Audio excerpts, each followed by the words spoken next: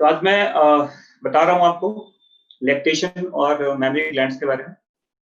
Last class में मैंने बता दिया था आपको पार्चुरेशन कैसे होता है, उसका पूरा हार्मोनल कंट्रोल कैसा होता है, कितने टाइम तक क्या टाइम है उसका, कितने उसके फेजेस होते हैं लेबर के, वीडियो भी मैंने भेज दिया था। तो इस चैप्टर का जो लास्ट पार्ट है देखो, वो है लैक्टेशन।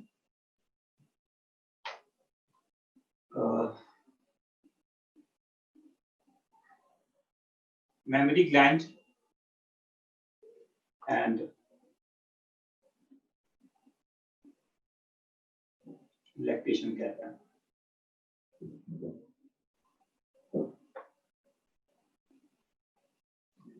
तो एक तो इंपॉर्टेंट पार्ट ये है कि मेमोरी ग्लैंड सभी मैमल्स में होता है, तो पता आपको है ना।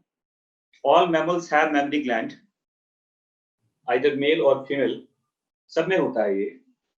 मेल्स में ये डेवलप नहीं हो पाता और फीमेल्स में ये फंक्शनल मेमोरी ग्लैंड होता है और प्यूबर्टी के बाद इसमें काफी ज्यादा ग्रोथ भी है, चेंजेस भी आते हैं स्ट्रक्चर में। तो functional mammary glands mammalian females में होता है, मेल्स में मेमोरी ग्लैंड होता है लेकिन ये नॉन फंक्शनल होता है। क्लियर? और अगर पूछा जाए कि मेमोरी ग्लैंड्स का जो स्ट्रक्चरल पार्ट है ना, तो मेमोरी ग्लैंड्स में देखो दो चीजें होती हैं। एक तो कहते हैं इसमें ग्लैंडुलर टिश्यूज होते हैं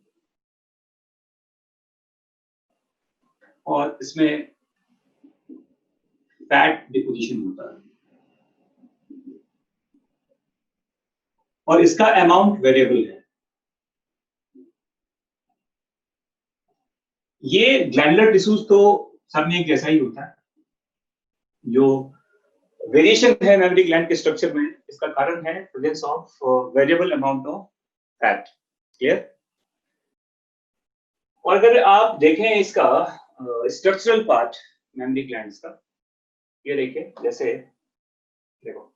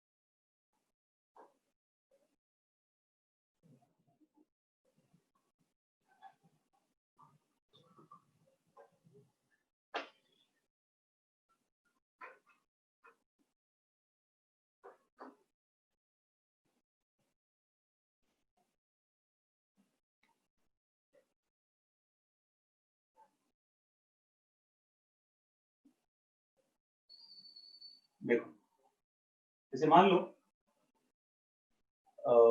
ये एक रफ आपको बता रहा हूँ स्ट्रक्चर। ऐसे क्या होता है, मेमोरी ग्लैंड्स में लोब्स होते हैं, मेजर लोब्स हैं, देखो ये, और इसका नंबर आपके एनसीईआरटी में लिखा हुआ है 15 से 20 के बीच में होता है।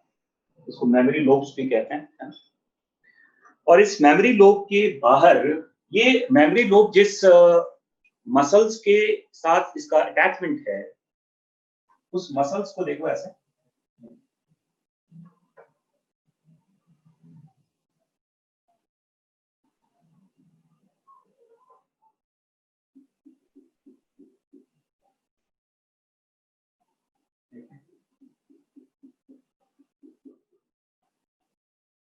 इसे कहते हैं, इसे पेक्टोरलिस मेजर मसल कहा जाता है इसको। और इस मसल के साथ जो इसका बोन का सपोर्ट होता है, जैसे ये मान लो, ये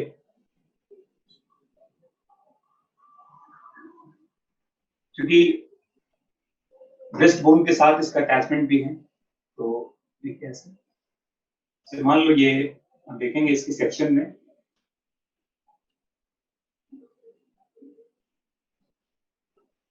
ये होते हैं रिब्स, और रिब्स के बीच के जो मसल्स हैं,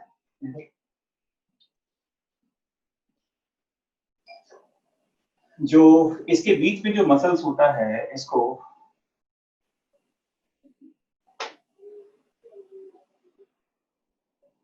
ये रिब्स के मसल्स होते हैं एक्चुअली। ये डायग्राम आपके एनसीईआरटी में बना हुआ है।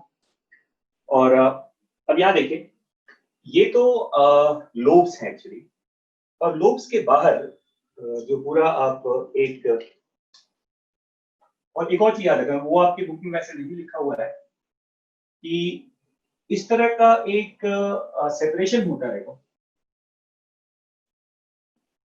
दो लोब्स के बीच में, इस तरह का एक सेपरेशन है, और इस सेपरेशन को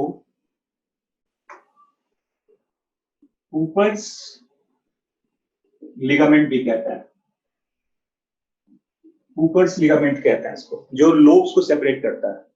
समझ में आ रहा है? तो लोब्स का सेपरेशन क्या बताऊं, उसको कूपर्स लिगामेंट कहा जाता है। और देखिए यहां पर ये जो लोब्स होते हैं, इसके बाहर वेरिएबल अमाउंट में फैट का डिपोजिशन मिलेगा। ये एडिपोज टिश्यू जो देखो, जो चारों तरफ है, देखिए ऐसे,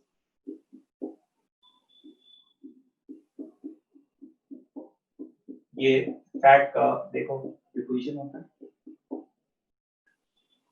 अब आप देखिए, जो लोब्स होते हैं, लोब्स के अंदर आप देखोगे क्लस्टर्स ऑफ एल्वियोलाई होते हैं। हर लोब्स के अंदर काफी सारे ऐसे स्ट्रक्चर्स हैं।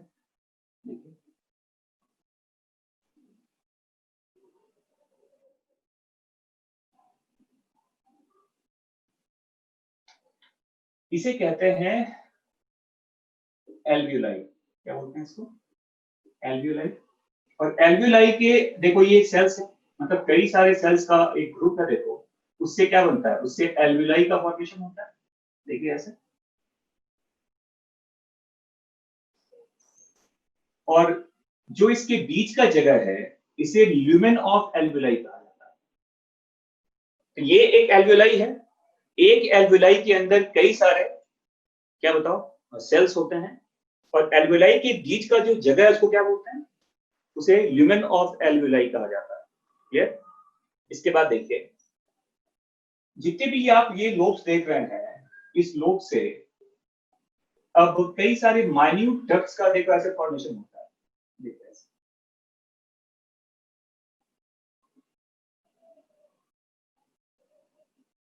देखिए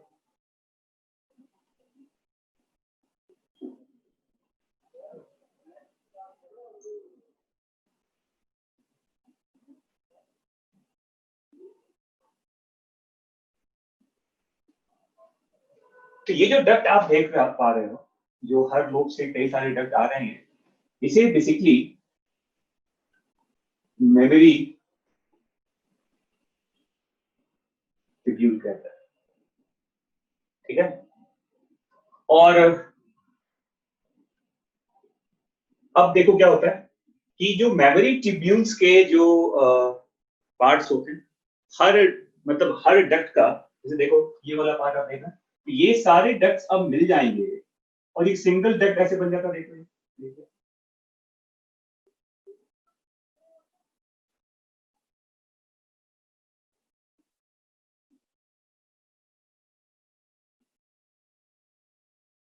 तो ये जो डक्ट आप देख रहे हो अब, जो थोड़े बड़े साइज का होता है, now that duct is called, इसे कहते हैं मेमोरी डक्ट। क्या बोलते हैं इसको? इसे मेमोरी डक्ट कहा जाता है। और देखो, एक से ज्यादा मेमोरी डक्ट, जैसे देखो ये ऐसे मिल गया, ये ऐसे मिल गया, और ये थोड़ा सा एक स्वलन पार्ट में ऐसा, देखो ये थोड़ा व्हाइट पार्ट है ऐसे, एक से ज्यादा मेमोरी डक्ट के पार्ट ऐसे मिल जाते हैं। देखिए ऐसे ये थोड़ा ऐसे स्वेलिंग पार्ट में से मर्ज कर जाता है।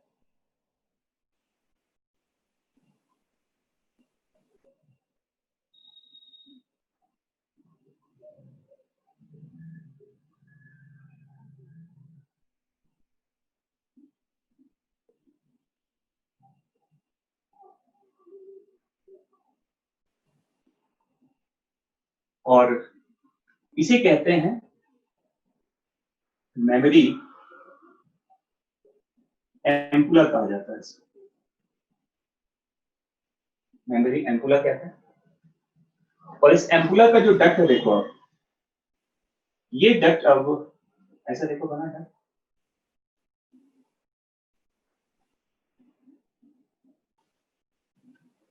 इस डक्ट को कहते हैं लेक्टिफेरस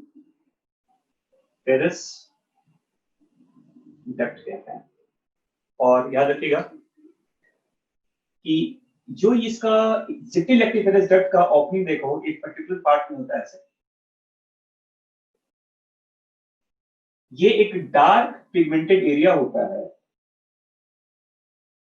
देखिए ये जो पूरा पार्ट आप देख रहे हो जहां से मिल्क का बाहर पुट आउट होगा, ये पूरा पार्ट जो है इसे तो निपल कहा जाता है बेसिकली। लेकिन निपल का जो एक डार्क पिगमेंटेड स्किन वाला जो एरिया होता है, देखिए वाला, इसे एडियोला कहते हैं। यहाँ पर सिबेशियस ग्लैंड्स वगैरह भी होते हैं एडियोला वाले पार्ट में। तो ये थोड़ा सा डार्कली पिगमेंटेड ये एरिया होता है, इसे क्या बोलते हैं एडियोला कहा जाता है। और यहीं से मतलब निपल में सारे के सारे लेक्टिफेरस डक्ट का ओपनिंग होगा और उसके सराउंडिंग पार्ट का जो डार्क पिगमेंटेड स्किन का एरिया है उसे क्या बोलते हैं, उसे एडियोला कहा जाता है। याद रखिएगा ये टर्म एडियोला।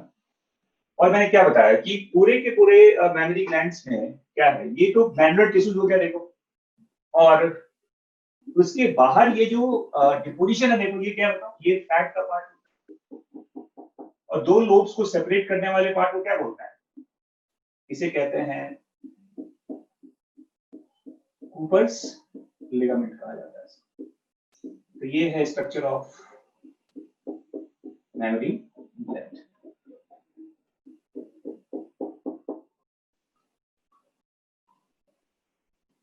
समझ में आ गया? अब क्वेश्चन यहाँ पर ये है कि मिल्क का जो सिक्रेशन है उसका पाथवे क्या है। याद रखिएगा इसको कि जो मिल्क होता है, ये जो आप देख पा रहे हैं, ये देखिए ये जो सिंगल स्ट्रक्चर आप देख रहे हो, जो लो ये क्या है, एल्वेलाई है।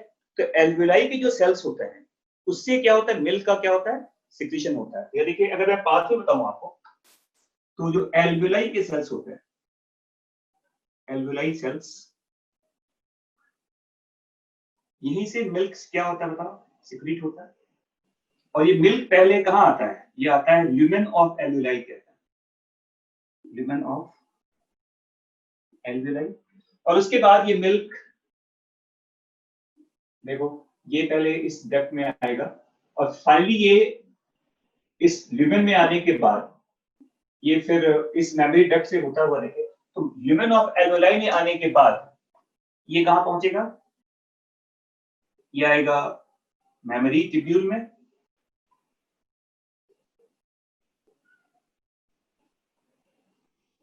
ट्यूब्यूल से ये जाएगा मेमोरी डक्ट में, वहां से जाएगा ये मेमोरी एम्पुला में, मेमोरी एम्पुला से लेक्टिफेरस डक्ट में, और फाइनली ये निपल के साथ मिल क्या हुआ बाहर आ जाता है ना। तो ये पाथवे है, पूछा जाता है कि उसका पूरा सीक्वेंस क्या है। तो याद रखिएगा पहले मेमोरी ट्यूब्यूल है, फिर मेमोरी डक्ट है, फिर मेमोरी एम्पुला है, फिर लेक्टिफेरस डक्ट है, एंड फाइनली मिल बॉडी से क्या हो गया, मेमोरी ग्लैंड से क्या हो गया, बाहर आ गया। तो मिल्क का जो सबसे छोटा यूनिट क्या बताऊं, वो तो एल्वेलाई का पार्ट है। एल्वेलाई के जो सेल्स होते हैं वहीं से क्या होता है, मिल्क का क्या होता है, फॉर्मेशन। पहले वो उसके ल्यूमेन में आता है, ल्यूमेन के साथ वो अब कहाँ पहुंचेगा? मेमोरी ट्यूब्यूल में, ट्यूब्यूल के बाद मेमोरी डक्ट में, मेमोरी डक्ट से मेमोरी एम्पुला में, मेमोरी एम्पुला से कहा? लेक्टिफेरस डक्ट में, और फाइनली बॉडी से स्क्वीजिंग के थ्रू क्या होता है? मिल्क बाहर आता है। क्वेश्चन यहाँ पर ये है कि ये मिल्क कब बनता है बॉडी में, और ये किस वजह से बॉडी से बाहर आता है? देखो, ये चीज इंपॉर्टेंट पार्ट याद रखिएगा कि मेमोरी ग्लैंड्स का डेवलपमेंट तो प्रेगनेंसी के टाइम पर भी होता रहता है, और अप्रोक्सीमेटली 6 मंथ मतलब सेकेंड ट्राइमेस्टर खत्म होने के बाद मेमोरी ग्लैंड्स में इनिशियल जो मिल्क का फॉर्मेशन है, कोलेस्ट्रम वगैरह का बनना स्टार्ट हो जाता है। देखिए, बर्थ के पहले ही 6 मंथ ऑनवर्ड ही कुछ कुछ अमाउंट में कोलेस्ट्रम का बनना। देखो, ये एक टर्म याद रखना, प्री मिल्क फेज के, प्री मिल्क भी कहा जाता है, मिल्क के पहले का जो सिक्रीशन है उसको क्या बोलता था? उसे कोलेस्ट्रम कहता है। कोलेस्ट्रम प्रेगनेंसी के टाइम पर ही बनना स्टार्ट हो चुका होता है, बाहर नहीं आता, बट कोलेस्ट्रम का बनना स्टार्ट हो चुका होता है। मतलब सेकेंड ट्राइमेस्टर के बाद से ही कोलेस्ट्रम का बनना क्या होता है? स्टार्ट हो जाता है। ये समझ में आ रहा है आपको? ये जो कोलेस्ट्रम है, अब ये आप जानते हैं कि बर्थ के, प्रेगनेंसी के या पार्चुरेशन के जस्ट बाद, जैसे पार्चुरेशन खत्म हुआ, मिल्क का, कोलेस्ट्रम का बाहर निकलना क्या होगा? बॉडी से स्टार्ट हो जाता है, बल्क में ये मिल्क बाहर आता है। तो इनिशियल मिल्क को क्या बोलते हैं बताओ? कोलेस्ट्रम कहते हैं। कोलेस्ट्रम बन जाता है पहले, और ये बल्क में बाहर आएगा बर्थ के बाद। समझ में आ रहा है? और ये जो कोलेस्ट्रम है, इसमें अगर पूछा जाए कोलेस्ट्रम का, अगर आप कंपेयर करेंगे नॉर्मल मिल्क के साथ, तो कोलेस्ट्रम में प्रोटीन का अमाउंट क्या होता है? ज्यादा होता है। फैट का अमाउंट रिलेटिवली कम होता है। It contains more amount of protein. Colostrum में प्रोटीन का अमाउंट क्या होता है? ज्यादा होता है। फैट रिलेटिवली कम होता है। इसमें एंटीबॉडीज बहुत ज्यादा होते हैं। इसमें लाइसोजाइम वगैरह भी होता है। देखिए, मतलब ये एक काफी ज्यादा इंपॉर्टेंट एक न्यूट्रिएंट है, किसके लिए? बच्चे के लिए। इसमें ये जो लाइसोजाइम वगैरह होता है, कई सारे ऐसे वायरसेस वगैरह होते हैं जो बच्चे में गैस्ट्रो इंटेस्टिनल प्रॉब्लम क्रिएट कर सकता है इन्फेंट्स में। उस वायरस के इफेक्ट को रोकने के लिए ये लाइसोजाइम वगैरह होता है। रोटा वायरस कहते हैं, याद रखना, बच्चों में इसके होने के चांसेस होते हैं। रोटा वायरस कहता है। इसकी वजह से बच्चों में गैस्ट्रो इंटेस्टिनल इन्फेक्शन के चांसेस ज्यादा होते हैं, है ना? तो इस इन्फेक्शन को रोकने के लिए कोलेस्ट्रॉल में लाइसोजाइम भी होता है। तो इनिशियल मदर मिल्क जो पार्चुरेशन के तुरंत बाद स्टार्ट हुआ, कुछ दिनों तक चलता है ये, उसे कोलेस्ट्रॉल कहते हैं। And this cholesterol is very very important for the for the passive immunity of infants. जिस बच्चे को प्रॉपर कोलेस्ट्रॉल नहीं मिला, बता दूं एक चीज में, वो बाहर के फूड पे, बाहर के मिल्क पे डिपेंडेंट हो सकता है, बट याद रखिएगा इसको, ऐसे बच्चों का इम्यूनिटी लाइफ लॉन्ग उतना स्ट्रांग नहीं होगा जितना अच्छा उन बच्चों का इम्यूनिटी होगा जो काफी अच्छे से मदर मिल्क पे फीड करते हैं। क्योंकि आर्टिफिशियल मिल्क में लाइसोजाइम कहां से लेके आएंगे आप? और ये बहुत इंपॉर्टेंट पार्ट है। अगर आप देखिए, अगर आप कि आज के टाइम पर कोरोना का जो इफेक्ट देख लो अगर आप, तो इंडियन जो फैमिली सिस्टम है उसमें मिल्क फीडिंग पे काफी ज्यादा एक लोग उस पर ध्यान देते हैं इन्फेंट्स में। तो इम्यूनिटी भी कुछ हद तक हमारा स्ट्रॉन्गर है। कोरोना अमेरिका में भी है, यूरोपियन कंट्री में भी हुआ, वहां पर डेथ बहुत ज्यादा रहा। एक कारण ये भी है कि बहुत जल्दी उन बच्चों को मदर मिल्क से हटा दिया जाता है। बट इंडिया जैसे कंट्री में मदर मिल्क एक काफी इंपॉर्टेंट सोर्स है। कारण ये भी है कि हम एक बहुत डेवलप कंट्री नहीं है, तो बच्चों को फूड का जो एक मेन सोर्स है वो क्या बताओ? तो मदर मिल्क ही होता है। वैसे भी कहते हैं डॉक्टर कि इनिशियल 6 मंथ तक बच्चे को पानी की भी जरूरत नहीं होती बाहर से, mother milk is sufficient food. तो कोलेस्ट्रॉल इनिशियल मदर मिल्क को कहा जाता है, जो ग्रोइंग इन्फेंट्स के लिए बहुत जरूरी होता है। तो कोलेस्ट्रॉल याद रखिएगा, इनिशियल मदर मिल्क कहा जाता है इसको। और क्वेश्चन यहाँ पर ये है कि प्रोलैक्टिन जो, अब देखो मैं अगर मैं इसके हार्मोन के साथ इसको लिंक करूं, अगर मैं, याद रखना, प्रोलैक्टिन, प्रोजेस्टेरॉन,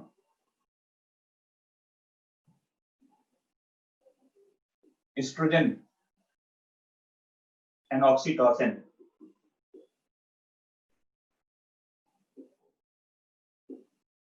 याद रखना। यहाँ पर देखो, इस निपल में यहाँ पर क्या होता है, ये होते हैं, इसे कहते हैं टेक्टाइल रिसेप्टर कहा जाता है। क्या बोलते हैं इसको? इसे कहते हैं टेक्टाइल रिसेप्टर कहा जाता है इसको। तो देखिए, प्रोलैक्टिन है, प्रोजेस्टेरॉन है, एस्ट्रोजन है और ऑक्सीटोसिन है। ये 4 हार्मोन्स का आपको रोल पता होना चाहिए। एक तो पहली बात, प्यूबर्टी के बाद जो क्वेश्चन पूछा जाता है कि growth of mammary gland after puberty is very, मतलब एक ग्रोथ की बात करेंगे, मेमोरी ग्लैंड का ग्रोथ प्यूबर्टी के बाद काफी ज्यादा है। तो आफ्टर प्यूबर्टी जो एस्ट्रोजन होता है, याद रखना, estrogen is the main hormone that is responsible for the growth of mammary gland. कौन सा? एस्ट्रोजन की बात याद रखिएगा। अगर सबसे इंपॉर्टेंट हार्मोन पूछा जाए ग्रोथ ऑफ मेमोरी ग्लैंड के लिए फीमेल्स में, तो वो क्या बताओ? एस्ट्रोजन होता है। क्लियर? इसके बाद at the time of pregnancy, progesterone and prolactin, ये भी एक इंपॉर्टेंट रोल प्ले करता है। बट याद रखिएगा कि प्रोजेस्टेरॉन के ज्यादा होने की वजह से, प्रोलैक्टिन का प्रॉपर एक्शन नहीं होता। तो somehow we can say कि progesterone limits the level of or activity of prolactin during pregnancy.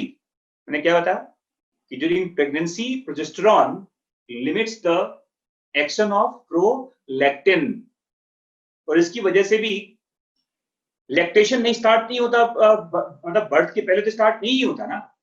तो कारण ये भी है कि प्रोलैक्टिन के रोल को काफी लिमिट कर दिया जाता है, किसके थ्रू? प्रोजेस्टेरॉन के थ्रू।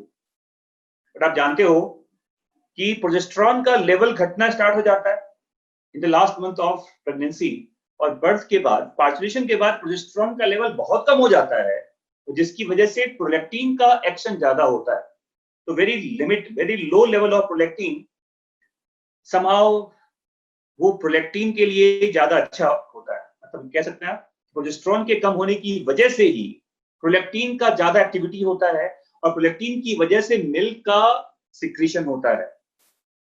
देखो, एक होता है रिलीज होना, निपल से बाहर आना, और एक है मिल्क का सिक्रीशन जो एल्वियोलाई के थ्रू हो रहा है। तो मिल्क सिक्रीशन प्रोलैक्टिन की वजह से हो रहा है आफ्टर बर्थ, क्योंकि प्रोजेस्टेरॉन नहीं है, बहुत कम है उसका अमाउंट, लेकिन वो बच्चे के बॉडी में कैसे गया? तो कहते हैं सक्लिंग इफेक्ट कहते हैं। जब एक इन्फेंट निपल को प्रेस करेगा, सक्लिंग, क्या बोलते हैं उसको? इसे कहते हैं सक्लिंग रिफ्लेक्स कहते हैं, सक्लिंग रिफ्लेक्स कहा जाता है इसको। ये एक इनबॉर्न रिफ्लेक्स है जो बच्चे में आता है। जैसे ही बच्चे ने निपल के पार्ट को प्रेस किया, तो इसके में जो रिसेप्टर्स होते हैं, क्या कहते हैं? टेक्टाइल रिसेप्टर्स कहते हैं। ये रिसेप्टर सीधा हाइपोथैलेमस को इन्फ्लुएंस करता है। टेक्टाइल टच रिसेप्टर कहते हैं इसको। मैंने क्या बताया कि जैसे बच्चे ने मिल्क फीड स्टार्ट किया, तो वो निपल को प्रेस करेगा। जैसे ही प्रेस होता है, रिसेप्टर्स क्या करेगा? हाइपोथैलेमस को एक्टिवेट करता है। तो tactile receptor activates hypothalamus, and hypothalamus induces posterior pituitary to release bulk of oxytocin, और ऑक्सीटोसिन की वजह से क्या होता है? मेमोरी ग्लैंड के जो कॉन्ट्रैक्टाइल टिश्यूज होते हैं वहां क्या होगा? कॉन्ट्रैक्शन आता है, एंड दैट्स व्हाई मिल्क बाहर आएगा। देखो, तो ऑक्सीटोसिन को क्या बोलते हैं? इसको मिल्क इंजेक्शन हार्मोन कहा जाता है। तो ये एक न्यूट्रल रिफ्लेक्स है। ऑक्सीटोसिन का जो रिलीज होता है, इसे निकालने के लिए हाइपोथैलेमस का इंडक्शन होता है। तो hypothalamus activates whom? Posterior pituitary of mother to secrete more amount of oxytocin, and that oxytocin results in the contraction of the contractile tissues of mammary glands, and that results in release of a very good amount of milk. समझ में आ गया? मैंने क्या बताया कि after the activation of tactile receptor, hypothalamus activate होता है. That hypothalamus activate or stimulate posterior pituitary to secrete oxytocin, and oxytocin results in contraction of the contractile tissues of mammary gland. तो मिल्क क्या होगा? बाहर आएगा. तो ये एक रिफ्लेक्स एक्शन है एक्चुअली, जिसमें हाइपोथैलेमस का पार्ट इन्वॉल्व होता है. इवन कहते हैं जो बच्चे का एक क्राइंग एक्टिविटी है, जब बच्चा रोता है तो वो भी एक तरह का स्टिमुलस प्रोवाइड करता है मदर के बॉडी में ऑक्सीटोसिन के रिलीज करने के लिए. अरे कॉन्ट्रैक्टाइल टिश्यूज कहते हैं, कॉन्ट्रैक्टाइल टिश्यूज कहा जाता है, जो मैमरी ग्लैंड में होता है. इसमें कॉन्ट्रैक्शन होता है इसकी वजह से.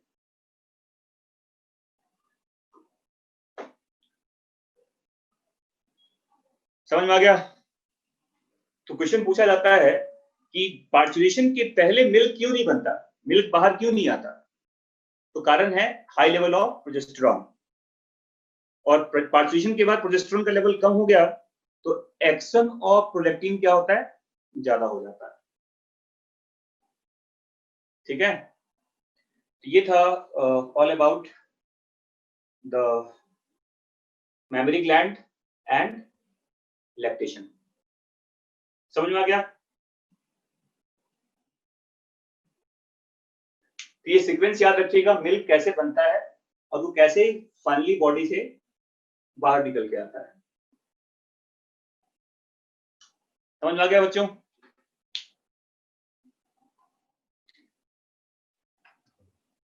ये लिख लिया आप लोगों ने?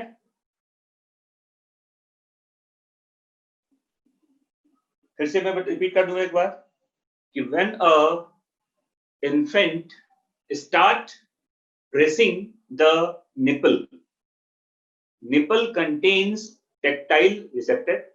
वो जब प्रेस होगा, that receptor activate hypothalamus. Hypothalamus activates posterior pituitary to secrete oxytocin. Oxytocin stimulates contraction of contractile tissues of mammary glands, and that results in release of milk. Clear?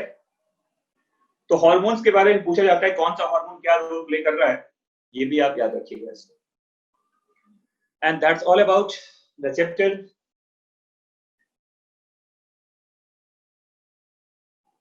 ये लो तुम्हें. अच्छा, अब पूछ रहा है कि why baby cries after coming out of mother's body. उसे क्या करना चाहिए? हंसना चाहिए कि मैं आ गया, मैं आ गया, मैं आ गया, देखो देखो मैं आ गया. अरे जब बच्चा बॉडी से बाहर आया तो उसका ब्रीदिंग अभी स्टार्ट नहीं हुआ ना. बच्चे का जो रेस्पिरेटरी एक्टिविटी होता है, जब वो बाहर आया तो सफोकेशन फील करता है वो. और इनिशियल जब वो क्राई करेगा तो उसके मतलब उसके डायफ्राम में, उसके एब्डोमिनल मसल्स में क्या होता है? एक्टिविटी स्टार्ट होता है, और उसी की वजह से क्या होता है बताओ? ब्रीदिंग स्टार्ट होता है बच्चे का. यस. तो ऑक्सीजन के ना होने की वजह से ही बच्चों में इनिशियल वो रोना जरूरी होता है. अगर बच्चा ना रोए तो रुलाया जाता है उसको. Crying is a very important activity after birth. रोना एक अच्छा इंडिकेशन है कि बच्चा बिल्कुल जिंदा है और वो सही पैदा हुआ है. बच्चा पैदा हो गया, रो नहीं रहा है, तो देखा होगा फिल्मों में ऐसे उल्टा लटका देते हैं उसको, ऐसे करते हैं ताकि उसका एक जो रुका हुआ पार्ट है वो स्टार्ट हो. और एक चीज बता दूं मैं आपको कि उस समय ये जो हार्मोन होता है एनो, जो नाइट्रिक ऑक्साइड होता है, ये एंडोथेलियम वगैरह से आता है. ये भी एक इंपॉर्टेंट रोल प्ले करता है बर्थ के टाइम पर, पार्चुरेशन के टाइम पर. एनो, नाइट्रिक ऑक्साइड ब्लड के सर्कुलेशन के लिए ये बहुत जरूरी होता है. तो nitric oxide is also a very important hormone during the time of parturition, जो एंडोमेट्रियम के टिश्यूज से आता है during the time of parturition. So that's all about. अब मैं थोड़ा एक और चीज थोड़ी बता दूं आपके चैप्टर में, जैसे ट्विंस वगैरह आप जानते हैं कैसे बनता है, वो मैं बता देता हूं. ये समझ में आ गया आप लोगों को? तो बच्चा क्यों रोता है समझ में आ गया ना, और बच्चे का रोना बहुत जरूरी होता है. क्लियर? तो इसको मैं अब मिटा दूं यहां से बच्चों.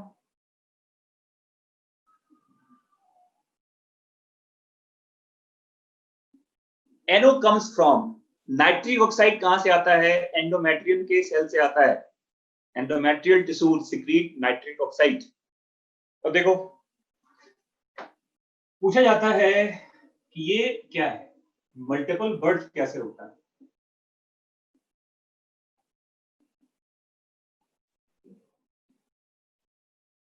तो मल्टीपल बर्थ होने के कारण क्या है? देखिए, जैसे इसके दो मेन कारण हैं. एक तो होता है मल्टीपल ओवुलेशन, और दूसरा कहते हैं सेपरेशन ऑफ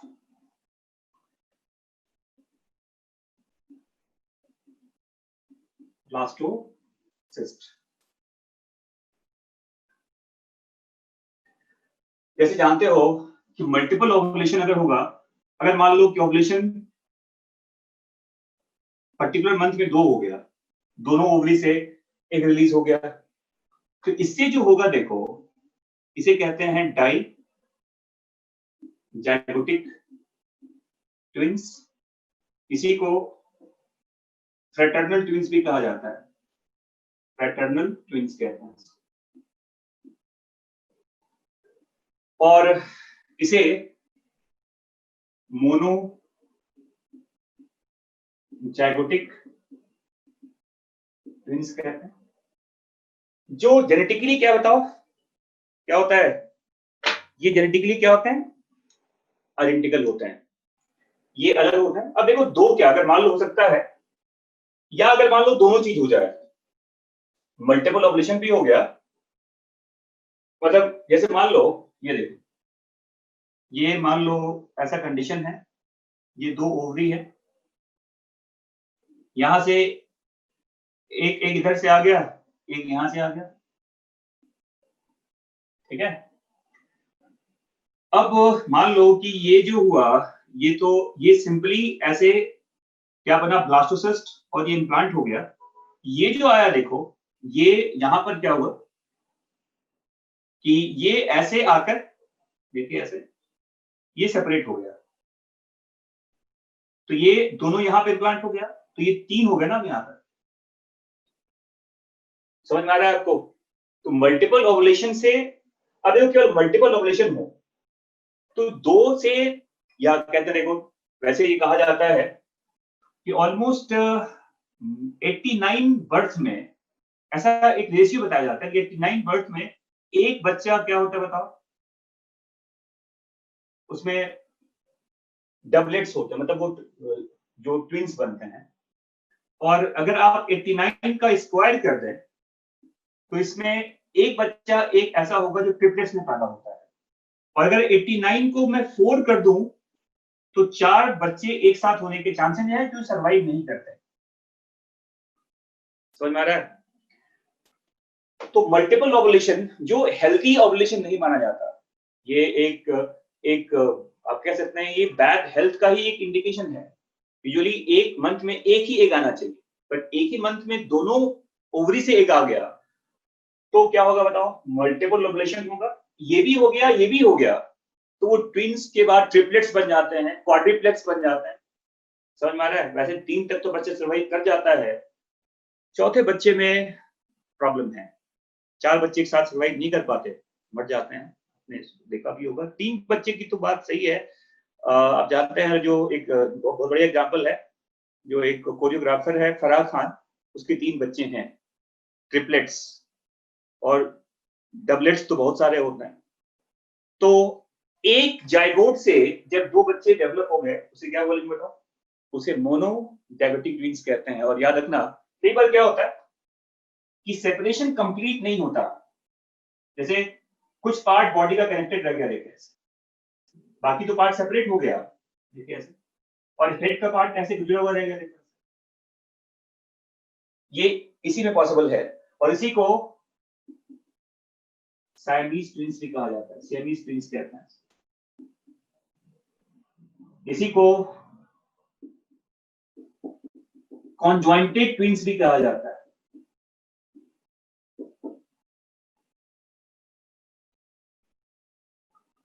समझ में आ गया?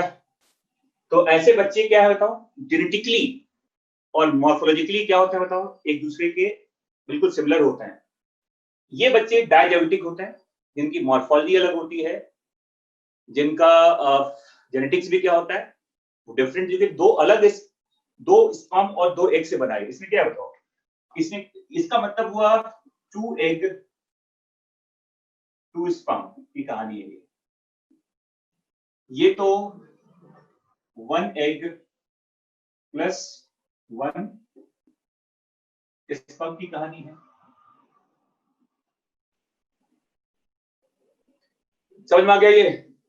ये था मल्टीपल बर्थ की ट्विंस कैसे पैदा होते हैं, 3 बच्चे कैसे पैदा हो सकते हैं, या कई बार 4 भी आपने सुना होगा, जो रेयर है पर ऐसा होता है। समझ में आ गया? आइडेंटिकल मतलब जेनेटिकली और मॉर्फोलॉजिकली एक जैसे होता है।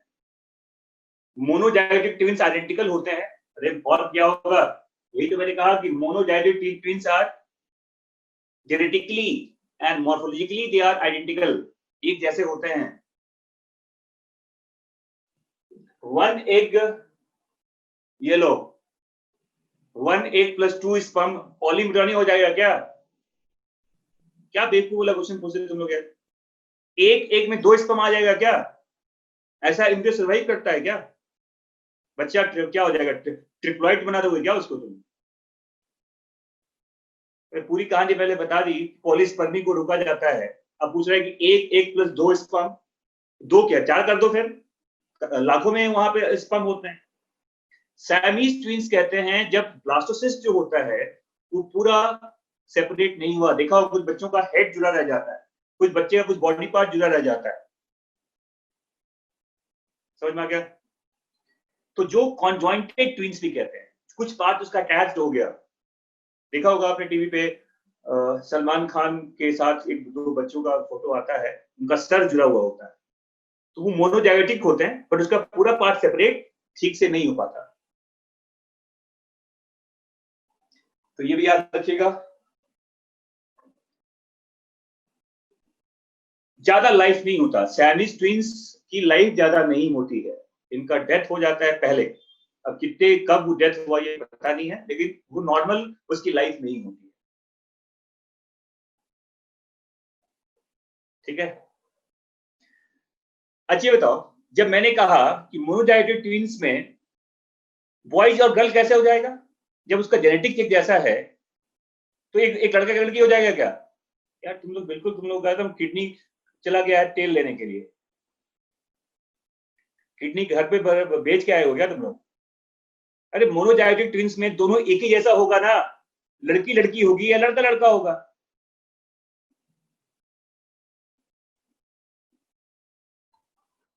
जब मैंने पहले कहा कि जेनेटिकली दे आर आइडेंटिकल, तो पूछ रहा है एक लड़का एक लड़की हो जाएगा क्या?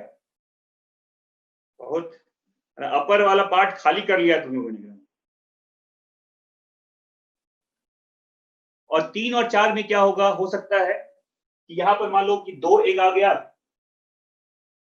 एक ही बार हो सकता है कि एक ओवुलेशन जो हुआ, एक एक तो नॉर्मली हो गया और जो दूसरा आया था वो ऐसे बन गया, देखो ये तो 4 हो सकते हैं, या 2 ओवुलेशन हुआ और दोनों बाद में सेपरेट हो गए, या एक बार में 3 बार ओवुलेशन हो चुका है, 3 ओवुलेशन एट अ टाइम, एक से 2 आ गया, एक से 1 आ गया, तो तीनों बच्चे अलग हो जाएंगे।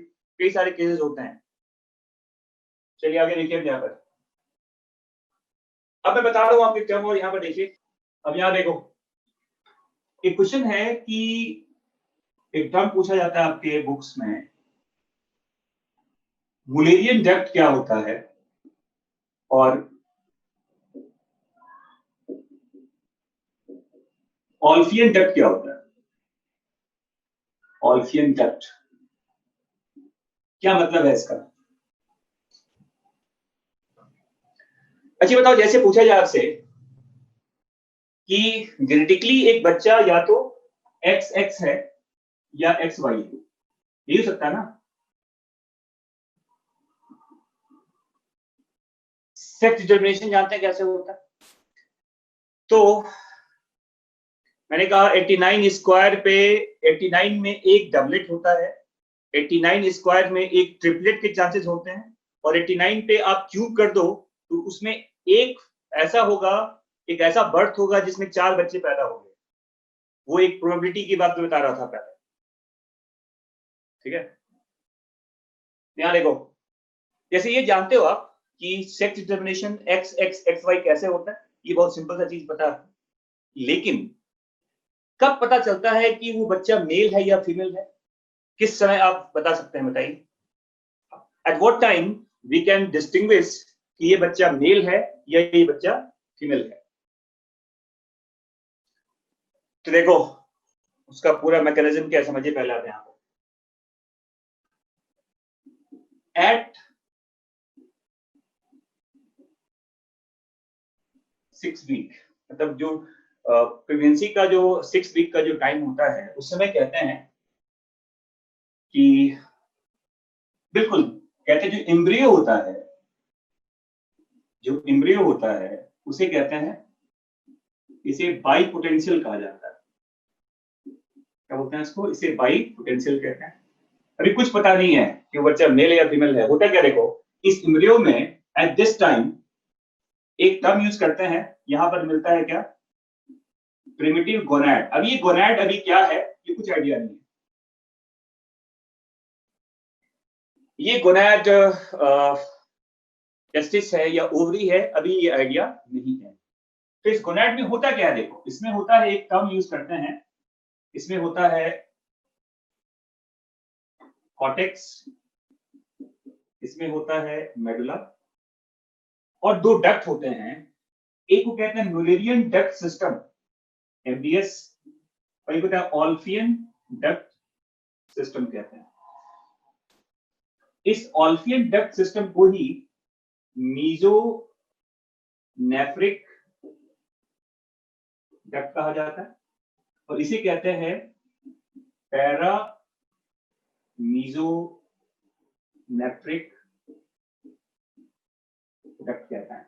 देखो, 6 वीक तक क्या था, वो जो एम्ब्रियो है वो बाई पोटेंशियल है, कुछ पता नहीं है।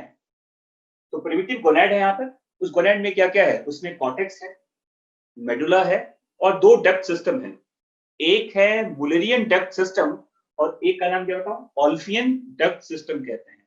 ऑल्फियन डक्ट सिस्टम को ही मीजोनेफ्रिक या ऑल्फियन डक्ट को ही मीजोनेफ्रिक डक्ट कहा जाता है, और मुलेरियन डक्ट को क्या बोलता था, पैरा मीजोनेफ्रिक डक्ट कहते हैं। क्लियर?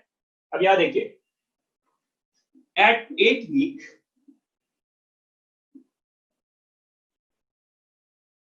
इसमें क्या हुआ, देखिए, अगर वो बच्चा मान लो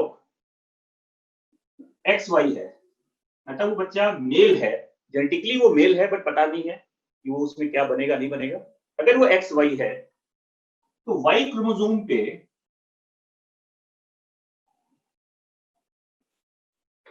एक जीन होता है, देखो, इसको कहते हैं SRY जीन कहा जाता है। बस याद रखिएगा कि एट द 8th वीक अगर वो बच्चा मेल है तो Y क्रोमोसोम पे क्या होगा, एक Y क्रोमोसोम का जो आर्म होता है, शॉर्ट आर्म, उसमें क्या होगा बताओ, SRY जीन है, और इस जीन से एक प्रोटीन का फॉर्मेशन होता है, इसे कहते हैं TDF, इसे कहा जाता है टेस्टिस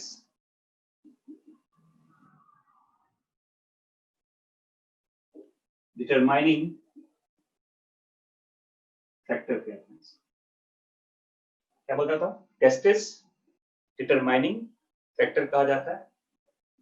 और इस फैक्टर की वजह से क्या होगा, देखो जो ये प्रिमिटिव कॉर्टेक्स होता है, सॉरी जो मेडुला का पार्ट है, जो मेडुला होता है,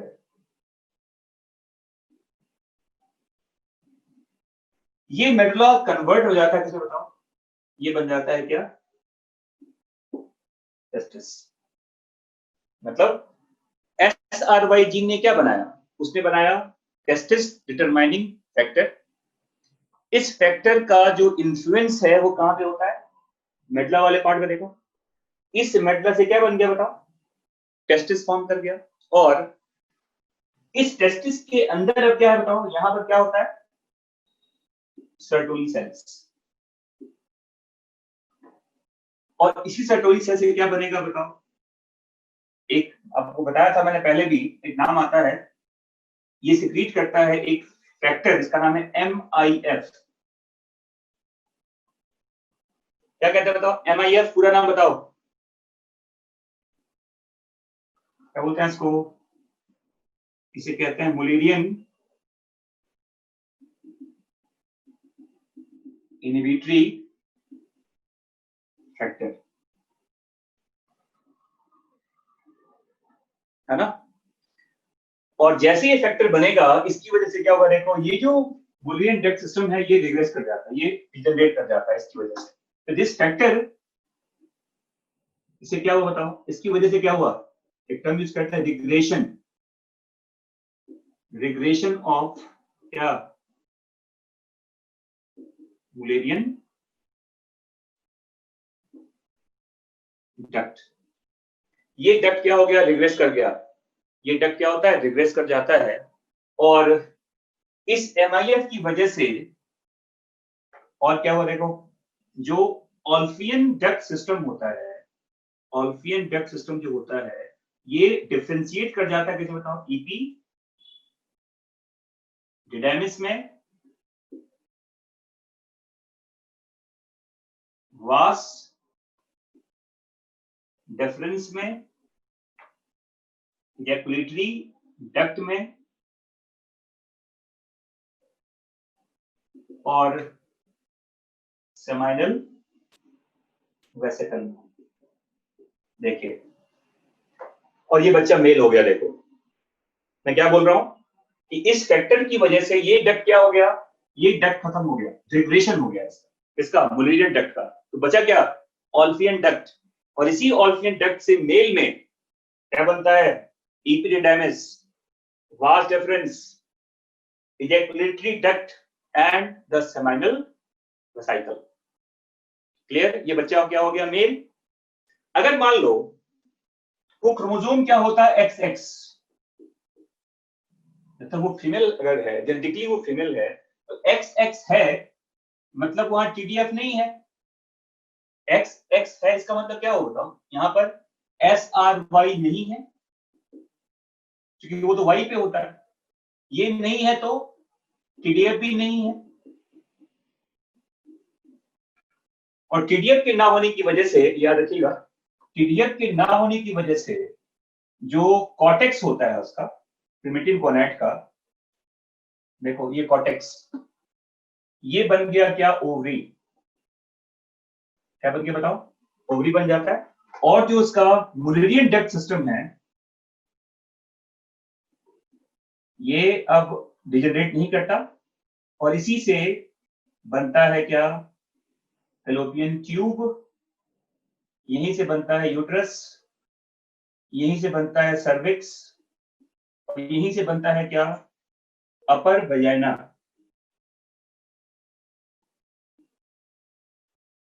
तो यार देखो मैं क्या बोल रहा हूं कि अगर वो XX है, मतलब वो फीमेल है, तो XX है तो ये बताओ, SRY नहीं है क्योंकि Y पे होता है, SRY नहीं है तो TDF नहीं होगा। TDF नहीं होगा तो TDF के ना होने की वजह से जो कॉर्टेक्स है यहां पर, वो क्या बन गया, वो बन गया ओवरी।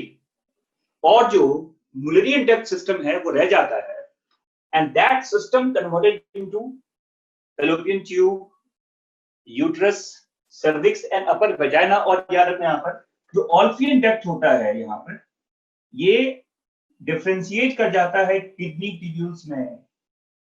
मतलब यहाँ पे दोनों ही डक्ट अवेलेबल होते हैं, जबकि मेल्स में मुलेरियन डक्ट सिस्टम क्या होता है, वो रिग्रेस कर जाता है, वो खत्म हो जाता है because of Mullerian inhibitory factor. SRY नाम है, जीन को SRY कहते हैं, सिंपली SRY जीन कहा जाता है। अरे ऑल्फियन डक्ट सिस्टम, यहाँ WDS क्या होगा, और मुलेरियन डक्ट और ऑल्फियन डक्ट कहते हैं, लिखा हुआ ना, देखो ऑल्फियन डक्ट सिस्टम।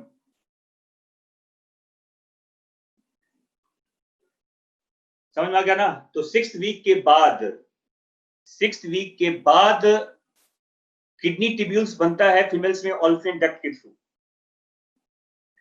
तो 6th वीक के बाद बायपोटेंशियल कहने का मतलब 6 वीक का एम्ब्रियो, मेल फीमेल कुछ भी हो सकता है, ये जेनेटिक्स डिसाइड कर चुका है, लेकिन वो गोनैड्स अभी उसमें अपीयर नहीं हुआ उस तरह का। हाँ, 8 वीक में जाने के बाद उसमें जब सारी एक्टिविटी हो जाएगी, तो 8 वीक के बाद ये डिसाइड होता है कि ये बच्चा मेल होगा या फीमेल होगा। समझ में आ गया?